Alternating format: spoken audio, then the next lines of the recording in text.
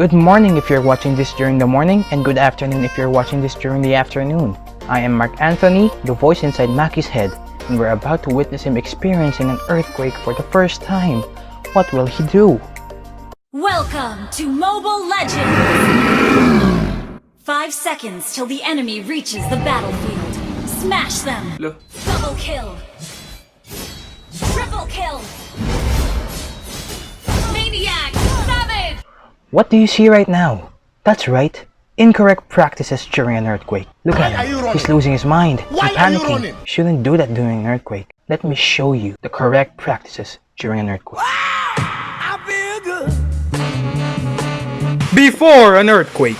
The first step to ensuring your safety during an earthquake is preparation. Now you can see Maki preparing all of the items and equipment needed during an emergency. We can see him packing a go bag that includes the following: dressings and bandages, antiseptics and disinfectants, any prescribed supplements, a whistle and a flashlight, and lastly, some non-perishable goods and drinkable water.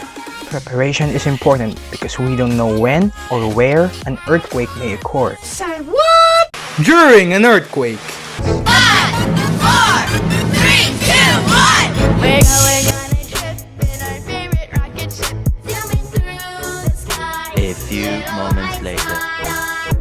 Now we can see Maki experiencing an earthquake.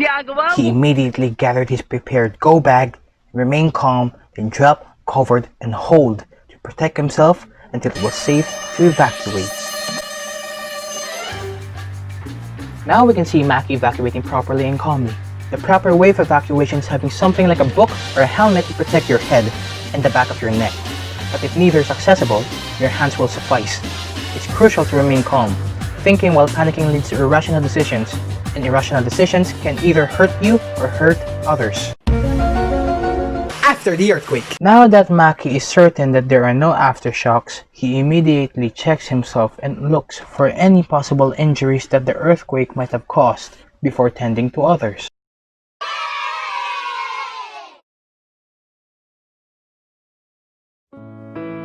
Now we can see that Maki is inspecting his home for any cracks or damages brought about by the earthquake. He starts with the electricals, then the water pipes, and lastly, he inspects the structural durability of the house by looking for any cracks on the walls.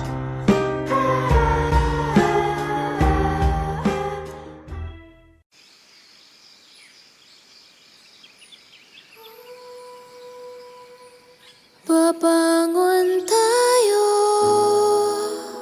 susulong tayo.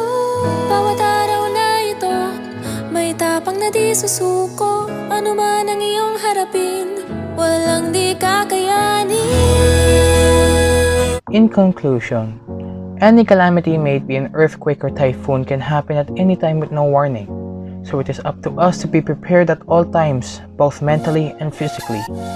Always have a presence of mind to avoid endangering oneself or others. And lastly, remember to expect the unexpected.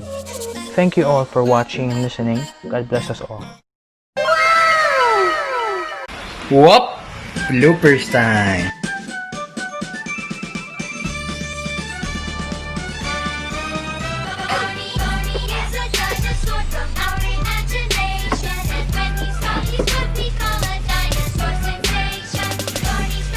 Ay, mali. Hindi kasya. Samahan ko lang.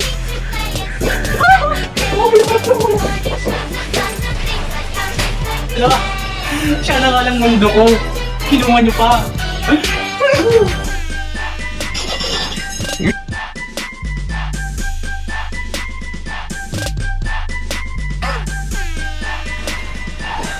Di kita pa. Wala gamitin dun. 5 minutes, 1 try, 1 cut. Ayoko na sa mundong ito. Gumiling doon. Daming modules. Gusto ko na lang sa mundo mo. Wow! Ha, how you like that?